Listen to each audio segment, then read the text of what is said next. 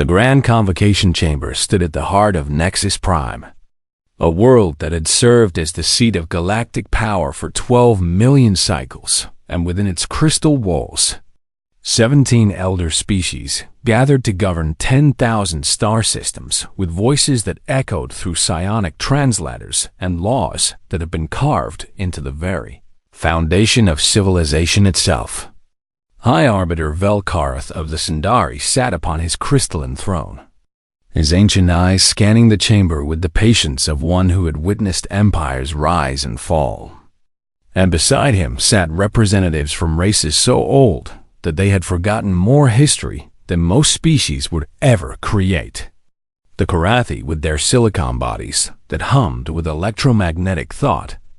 The Eldrani, whose minds could touch the fabric of space itself.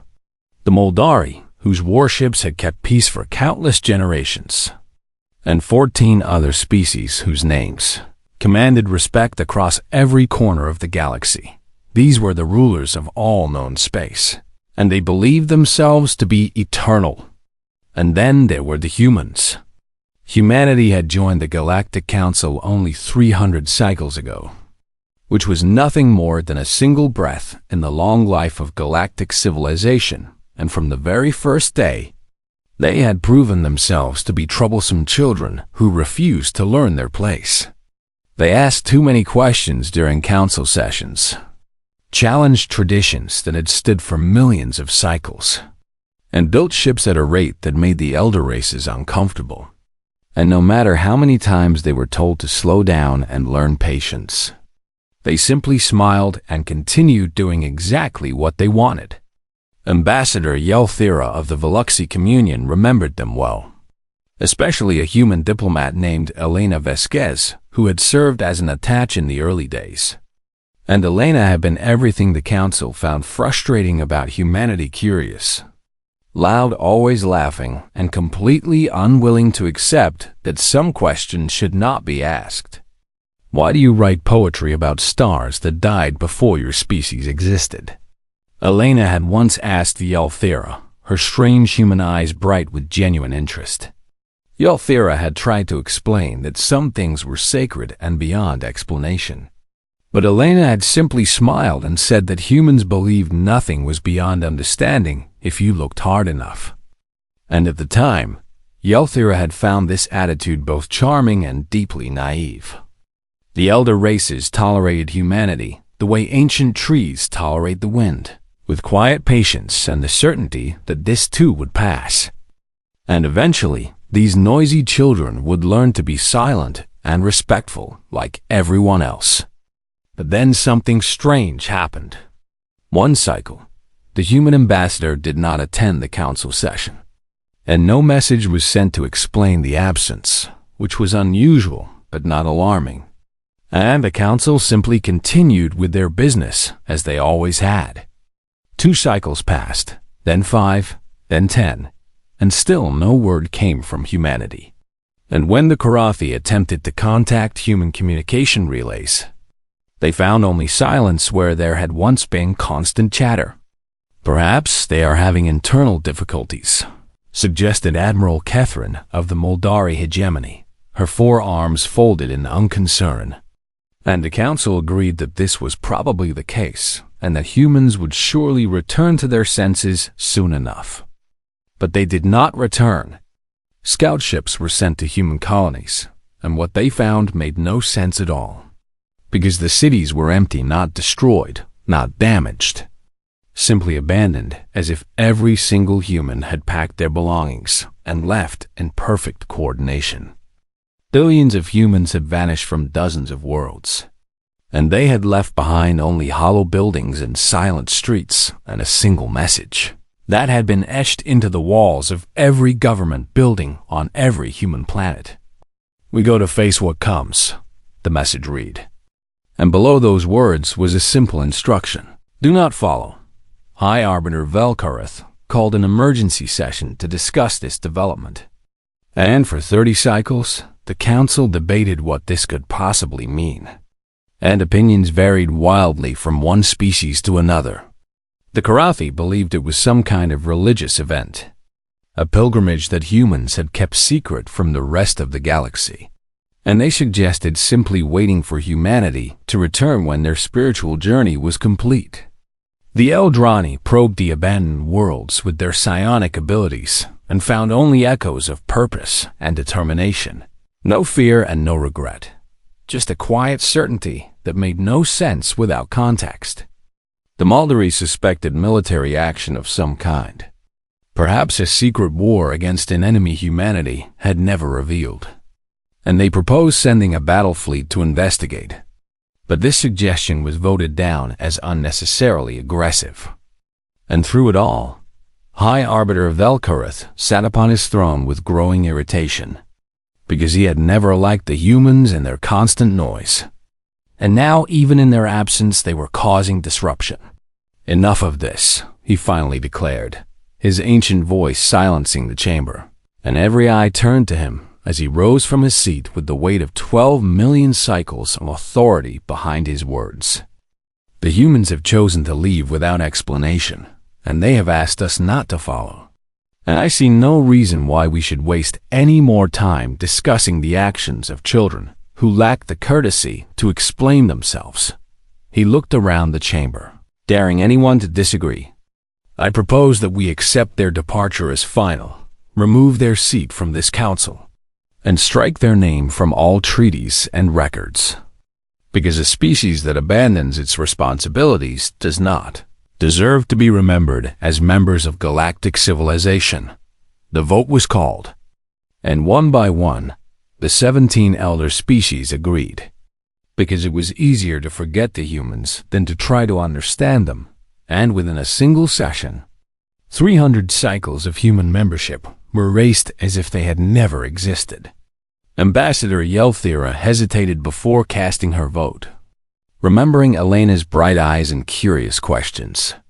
But in the end, she agreed with the others, because what else could she do when every other species had already decided?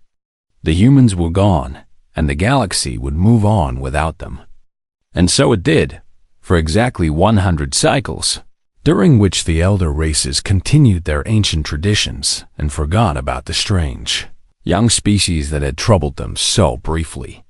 But the universe was not finished with this story, and somewhere in the darkness beyond the galactic edge, something was stirring, something that humanity had seen coming long before anyone else.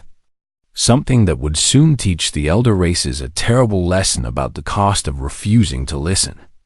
The silence that humanity had left behind was about to be broken, not by their return, but by the arrival of something far worse than anyone could imagine. And when that darkness finally came, the Galactic Council would learn exactly why the humans had departed so quietly and what they had gone to face alone. 100 cycles had passed since humanity vanished, and the Galactic Council had long forgotten the troublesome young species that had once asked too many questions. And life continued as it always had for the 17 elder races who believed themselves to be the masters of all existence. But the universe cared nothing for their beliefs. It began as whispers in the data strings, tiny anomalies that the Karathi Sciencecast noticed during their routine observations of the galactic edge. And at first, these anomalies seemed like simple equipment errors that could be explained away with basic maintenance. Stars were disappearing, not exploding in the brilliant death that all stars eventually faced, and not collapsing into the hungry darkness of black holes. These stars were simply ceasing to exist, vanishing from reality as if someone had reached out and erased them from the universe itself. The Karathi sent observation vessels to investigate, 12 ships crewed by their finest scientists, and the fleet traveled to the outer edge of the galaxy where the strange phenomenon had been detected. And then the ships fell silent. No distress calls came, no final transmissions of data, just complete and total silence where there had once been 12 vessels filled with living beings. And when scout drones were sent to find them, the drones also vanished without a trace. High Arbiter Velkareth demanded answers, but the Karathi had none to give. And for the first time in countless cycles, the Silicon beings admitted that they faced something beyond their understanding. The Eldrani offered to help, sending their most powerful psionic probes to touch the minds of whatever existed at the galactic edge. And these probes were piloted by the greatest telepaths of their species. Beings who could touch thoughts across light years of empty space. The probes made contact with something, and every single telepath screamed at the same moment before their minds shattered like glass struck by a hammer. And the survivors, those few whose connection had been weak enough to allow them to pull back, spoke of geometries that should not exist and a hunger that had no beginning and no end. "It sees us," one of the broken telepaths whispered before death took him, and his words spread fear through the council chambers like fire through dry wood. Within 50 cycles, the phenomenon had consumed 300 star systems, advancing inward toward the galactic core with patient and unstoppable hunger. And every attempt to observe it or understand it ended in disaster. The council called it the edge, because that was what it seemed to be, the edge of reality itself, a boundary beyond which existence simply stopped. And this boundary was moving closer with every passing moment. High Arbiter Vel Karath convened the largest emergency session in galactic history, gathering representatives from every species and demanding that someone explain what was happening to their universe. And for the first time in 12 million cycles, fear echoed through the crystalline walls of the Grand Convocation Chamber. The greatest minds of 17 species presented their findings, and each presentation was more terrifying than the last. "The edge is not natural," declared the lead Karathi scientist, her silicon body flickering with distress, and her words caused murmurs of confusion throughout the chamber. "It is not a phenomenon that can be explained by any known physics, and it is not a force that operates according to any laws we understand. It is something else entirely, something that existed before the first star ignited, and has been sleeping at the borders of reality since the universe began." She paused, and her next words fell like stones into still water. "And now it is awake." Admiral Catherine of the Moldari hegemony rose from her seat, her forearms spread wide in a gesture of determination, and her voice cut through the growing panic with military precision. "Then we will fight it," she declared, and her words brought a moment of hope to the terrified assembly. Because the Moldari had defended the galaxy for countless generations and had never faced an enemy they could not defeat. "I propose we combine our fleets into a single armada, the largest military force ever assembled in galactic history, and we will meet this threat with the full might of civilization itself." The vote was unanimous, because no one could think of a better option, and within 20 cycles, 14 million warships from 17 species gathered at the edge of threatened space, ready to face the darkness that was consuming their universe. Ambassador Yelthira watched the fleet depart from her observation post on Nexus Prime, and she felt a strange unease that she could not explain, a feeling that something was deeply wrong with this plan that everyone else seemed to believe in. She thought of humanity for the first time in decades, remembering their warning message and their strange departure. And she wondered if perhaps the humans had known something that the elder races had refused to hear. But she pushed these thoughts aside, because the fleet was strong and the council was wise. And surely the combined power of 17 ancient civilizations could defeat any enemy. The battle lasted exactly 9 minutes. When the survivors returned barely 1,000 ships from an armada of 14 million, they brought stories that shattered everything the elder races believed about their place in the universe. The edge could not be fought, because weapons passed through it without effect, and shields meant nothing against an enemy that did not attack in any traditional sense. The edge could not be fled, because ships that tried to retreat found their engines failing and their hulls twisting into impossible shapes as reality itself bent around them. The edge could not be reasoned with or understood, because it was not alive in any way that living beings could comprehend. It simply was. And it simply consumed, and nothing the galaxy could offer would stop it. Crews returned with madness in their eyes, speaking of things they had seen in the darkness. Geometries that broke their minds, and whispers that promised an end to all suffering through the simple mercy of non-existence. High Arbiter Velkareth sat upon his throne in silence, his ancient confidence finally broken, and around him, the council fell into chaos as species blamed each other for the disaster and demanded solutions that no one could provide.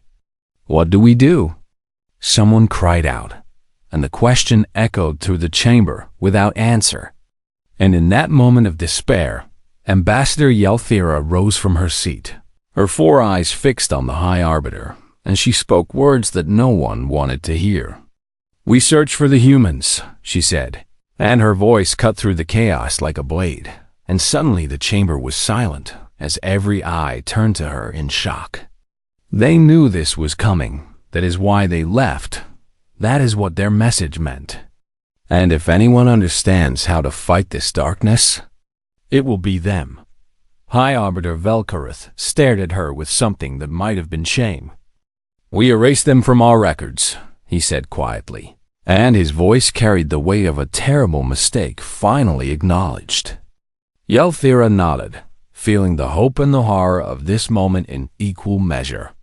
"Then we must find them and beg for their help, because they are the only chance we have left."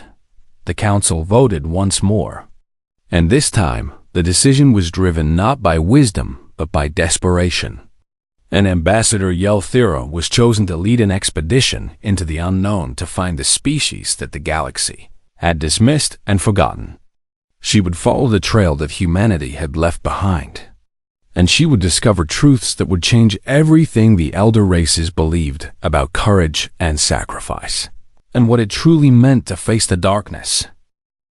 Ambassador Yelthira stood on the bridge of her scout vessel, watching the stars slide past as her small expedition traveled beyond the boundaries of known space, following a trail that humanity had left behind 100 cycles ago.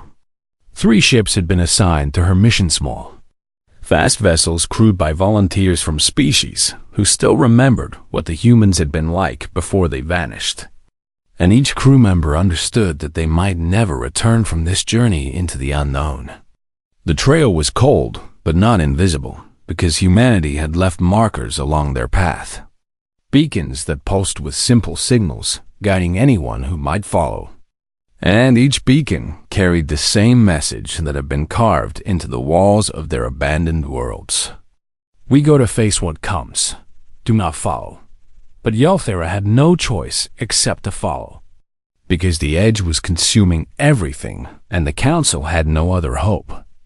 So she pushed deeper into unexplored space with every passing cycle. She thought often of Elena Vasquez during the long journey, remembering their conversations in the diplomatic halls of Nexus Prime. And she realized now that Elena had been trying to tell her something important that she had been too proud to understand. "Humans believe that the universe is not finished revealing its secrets," Elena had once said, her strange soft eyes reflecting the light of distant stars. And Yelthira had dismissed these words as the naive optimism of a young species. "The Veluxi have studied the universe for millions of cycles," Yelthira had replied with gentle condescension. "And we have learned that some mysteries are meant to remain unsolved."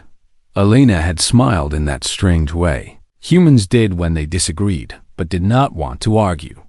Maybe the difference is that humans run toward mysteries instead of away from them, even when running toward them is terrifying. Now, traveling through the darkness beyond known space, Yelthira finally understood what Elena had meant, and she felt shame burning in all 4 of her hearts. 40 cycles into the journey, the expedition found the first sign of humanity, an outpost built around an ancient star. Not abandoned but still active, with lights glowing in windows and automated systems humming with purpose. Yelthira led a small team to investigate. walking through corridors designed for human bodies that felt strange and cramped to her Veluxy form. And what she found in the outpost's archives changed everything she believed about the species her people had dismissed as children.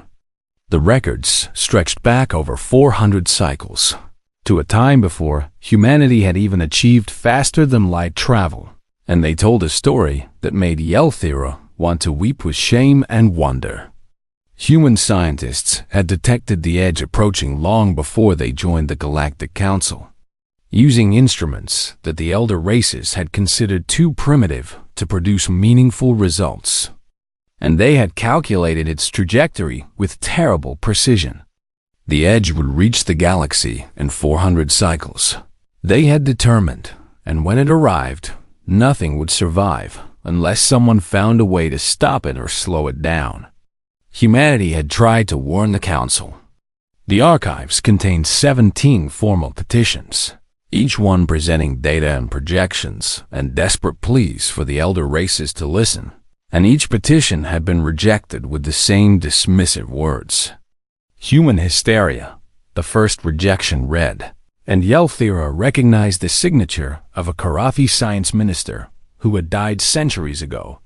Primitive fear of the dark, declared the second rejection, signed by an Eldrani counselor who had considered himself far too wise to take lessons from a species barely out of its infancy. The elder races have guarded this galaxy for 12 million cycles. We do not require the Council of Children, stated the final rejection, and this one bore the seal of High Arbiter Velkarth himself. Yelthira read each rejection with growing horror, understanding at last why humanity had departed so quietly and why they had left behind only warnings instead of explanations. They had tried to explain, and no one had listened. So humanity had stopped asking for help and started preparing on their own, building ships and weapons in secret, training their people for a war that no one else believed was coming. And when they were finally ready, they had departed to face the darkness alone. Not because they wanted to leave, but because no one else would stand with them. The outpost contained one final message, a recording that had been left specifically for anyone who might follow humanity's trail. And when Yelthira activated the playback, she saw a face she had never expected to see again. Elena Vasquez appeared on the screen, older now than Yelthira remembered. Her soft features hardened by years of preparation, and her body wrapped in armor that pulsed with strange light. But her eyes still held that same spark of determined curiosity. "If you are seeing this, then the edge has finally come to the galaxy," Elena said, her voice steady despite the weight of her words, and Yelthira felt tears forming in eyes that rarely wept. "We hoped we would have more time to prepare. But hope is a luxury that humanity learned to live without long ago. And now we do what we have always done, we face what comes. Whether anyone stands beside us or not." Elena paused, and something soft entered her expression.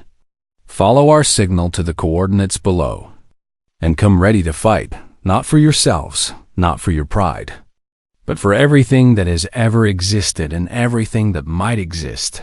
If we can hold the darkness back long enough for the universe to survive." The recording flickered, and Elena's voice dropped to something almost gentle. "And Yelthira, if this message reaches you somehow, I want you to know that I am sorry I did not say goodbye. But there was no time to explain what you would not have believed. And I hope you can forgive me for leaving without words when words had already failed so many times." The screen went dark, and Yelthira stood in silence for a long moment, feeling the weight of 100 cycles of mistakes pressing down upon her shoulders. Humanity had not abandoned the galaxy. They had gone to save it while the elder races continued their ancient debates and ignored the warnings of those they considered too young to understand. She transmitted the coordinates to her expedition fleet and ordered immediate departure toward the location Elena had provided. And as the ships jumped into faster-than-light travel, Yelthira made a promise to herself and to the memory of her human friend. She would find humanity, and she would stand beside them, and she would make sure the galaxy understood the truth about what the humans had sacrificed while the elder races slept in comfortable ignorance. The coordinates pointed to a place that did not exist on any galactic map, a region of space that should have been empty and dark. But Yalthira knew in her heart that she would find something extraordinary waiting there.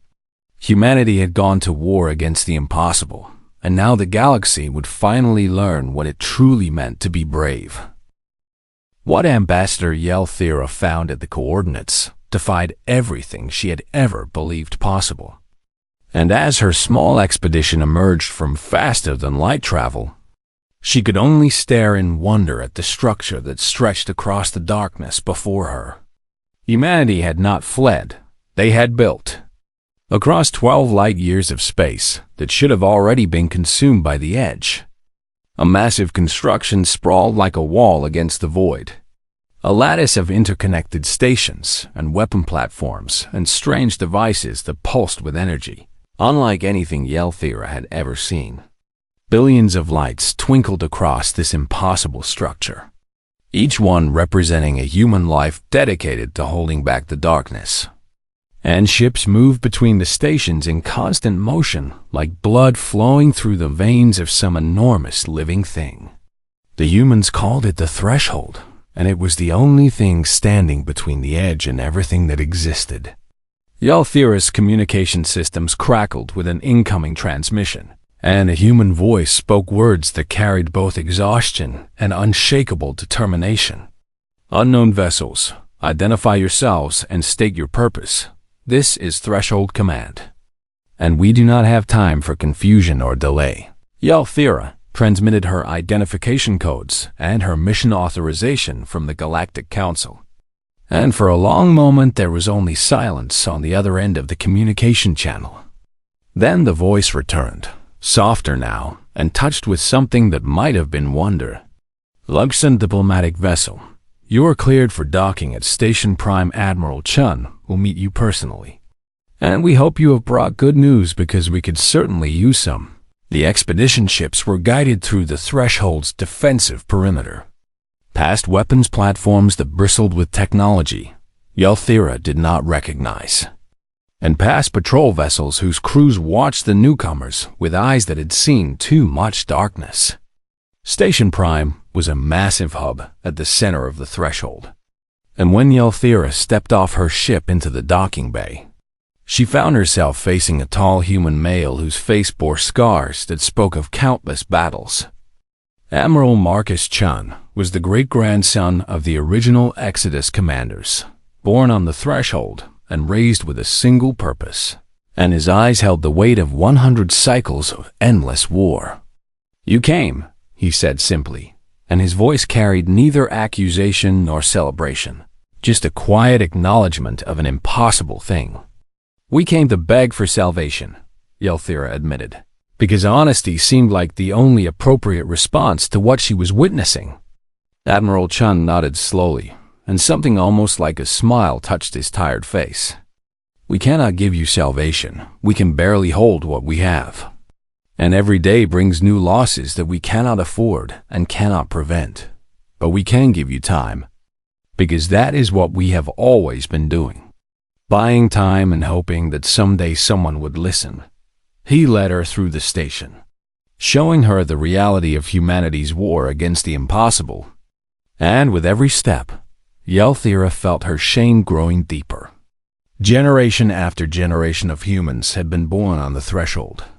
Children who learned to fight before they learned to read because there was no other choice. And they had given their lives to protect a galaxy that had dismissed them as noisy children. The weapons they had developed could wound the edge, creating temporary barriers that slowed its advance. But each barrier required sacrifice ships that flew into the darkness and never returned. Crews who knew they would not survive, but went anyway because someone had to. Reality anchors dotted the threshold. Massive devices that burned with power and required constant maintenance, and when one failed, its crew died trying to keep it active for just a few more seconds. because those seconds might matter. Why? Yelthira finally asked, her voice breaking with emotion that she could not contain. And Admiral Chun stopped walking to look at her with eyes that held no anger, only a sadness deeper than space itself.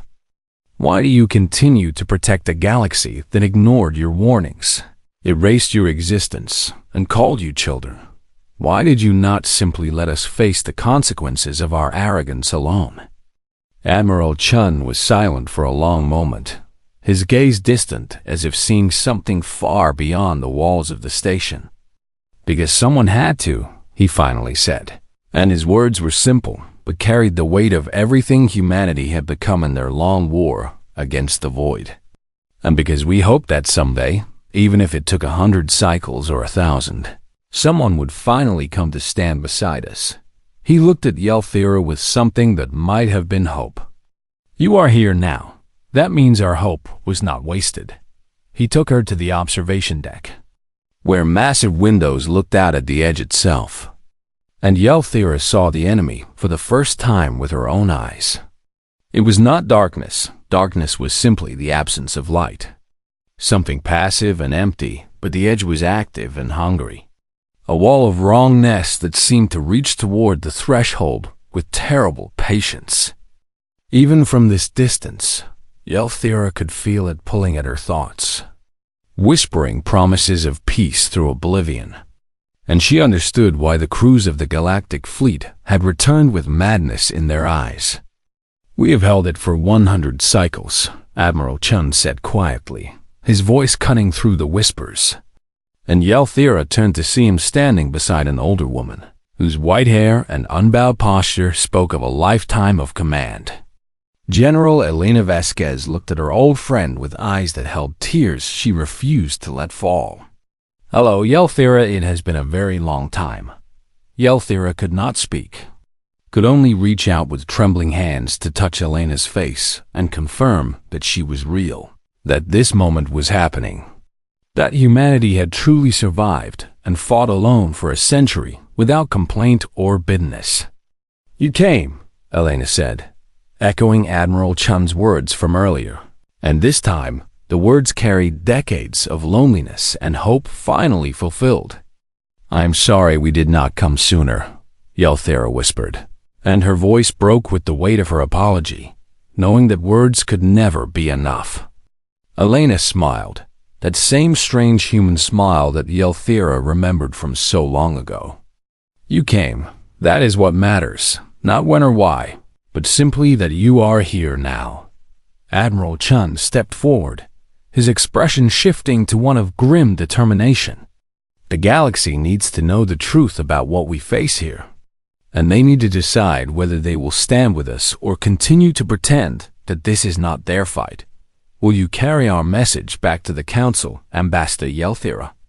Yelthira looked at the edge, that hungry void that wanted to consume everything, and then she looked at the humans who had chosen to stand against it alone.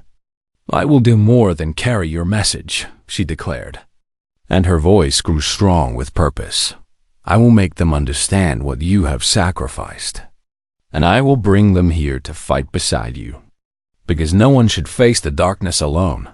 Admiral Chun and General Vasquez exchanged glances, and something passed between them that Yelthira could not quite understand. Relief, perhaps, or vindication, or simply the knowledge that their hope had finally been justified. Then go quickly, Elena said, because the edge grows stronger with every passing cycle, and we do not know how much longer we can hold without help. Yelthira turned and walked toward her ship, carrying with her the truth that would change the galaxy forever. And behind her, humanity continued their endless battle against the void. No longer alone in their hope, but still alone in their fight. For now, Ambassador Yelthira returned to Nexus Prime with fire in her heart and truth burning on her tongue. And she did not wait for permission to address the Council before broadcasting humanity's records across every communication relay in the galaxy. The 17 elder species watched in stunned silence as Yelthira showed them everything, the petitions that humanity had submitted, the rejections that bore the signatures of council members past and present, the exodus that had been driven not by cowardice but by desperate necessity, and the war that had been fought alone for 100 cycles. She showed them the threshold, that impossible wall of human determination standing against the void. And she showed them the children who grew old fighting shadows, while the elder races debated poetry and trade agreements.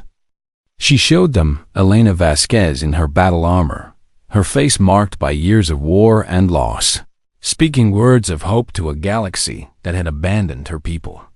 And when the broadcast ended, the grand convocation chamber fell into chaos. Some species wept with shame, their ancient pride crumbling as they understood the magnitude of their failure. And others raged at what they called deception, demanding to know why humanity had not forced them to listen. "They tried to tell us," Yelthira shouted over the noise, her voice cutting through the chaos with the strength of someone who had seen the truth with her own eyes. "But we refused to hear because we believed ourselves too wise to learn from children. And now those children are dying to protect us while we sit here arguing about whose fault it is." High Arbiter Velkarith sat frozen on his crystalline throne, his ancient face pale with a horror that went beyond mere fear. And Yelthira saw something she had never expected to see in his eyes, shame so deep that it seemed to age him centuries in a single moment. Slowly, painfully, the oldest being in the chamber rose from his seat, and his movements silenced the chaos as every eye turned to watch. "We named ourselves elders," Velkarith said, and his voice trembled with the weight of admission. "But we were merely old. We mistook the passing of time for the accumulation of wisdom, and in our arrogance, we dismissed the only species brave enough to look into the darkness and shout warnings instead of looking away." He bowed his head, a gesture of humility that no living being had ever witnessed from a high arbiter. "The humans showed us what it truly means to be young, to see a darkness coming and run toward it rather than away, to sacrifice everything for a galaxy that offered nothing in return. We failed them, and we failed ourselves, and we will not fail them again." His words echoed through the chamber, and something shifted in the hearts of the 17 species gathered there, not wisdom, because wisdom would have prevented this disaster, but something equally powerful. Shame became determination, and determination became action. The mobilization that followed was the largest in galactic history, greater even than the failed armada that had been destroyed in 9 minutes. Because this time the elder races were not fighting for pride or territory, they were fighting to redeem themselves. Every species contributed what they could, holding nothing back for once in their ancient histories. The Karathi shared technologies they had kept secret for millions of cycles, devices that could anchor reality and weapons that could wound the unwoundable, and they did not demand anything in return. The Eldrani opened their minds to the darkness, learning to shield others from its whispers, even though the contact brought them constant pain, and they accepted this pain as the price of their earlier blindness. The Moldari committed every warship in their fleet, including vessels that had been held in reserve for emergencies that now seemed trivial compared to the end of existence itself.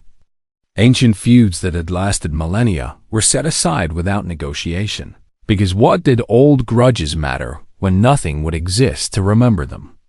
The galaxy, fractured and squabbling for 12 million cycles, finally united not from wisdom or choice, but from shame and a desperate need to prove that the elder races could become worthy of the trust humanity had placed in them. When the combined fleet arrived at the threshold, Admiral Marcus Chun stood on the observation deck and watched 17 species take their positions, alongside humanity's battered defenders. And for the first time in his life, he allowed himself to feel something other than grim determination.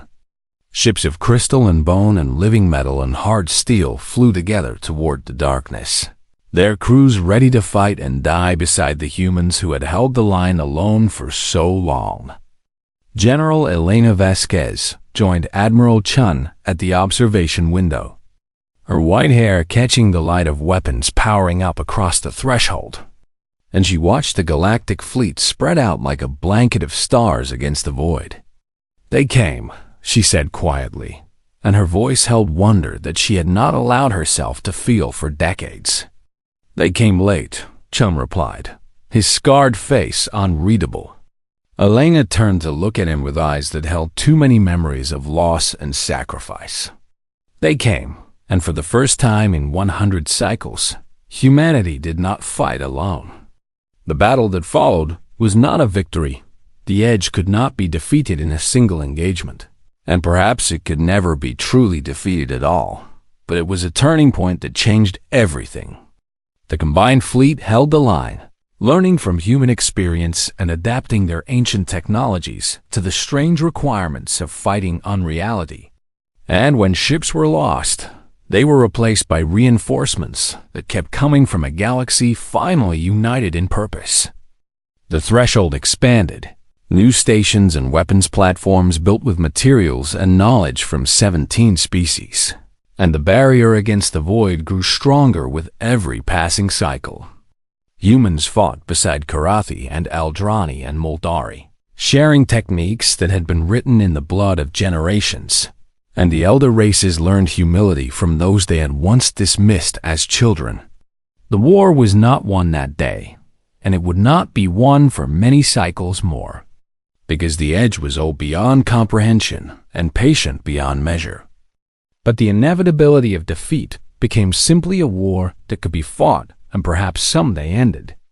And when historians later wrote of the turning point, the moment when annihilation became merely a difficult enemy instead of certain doom, they marked it as the day the galaxy learned to listen to those it had silenced.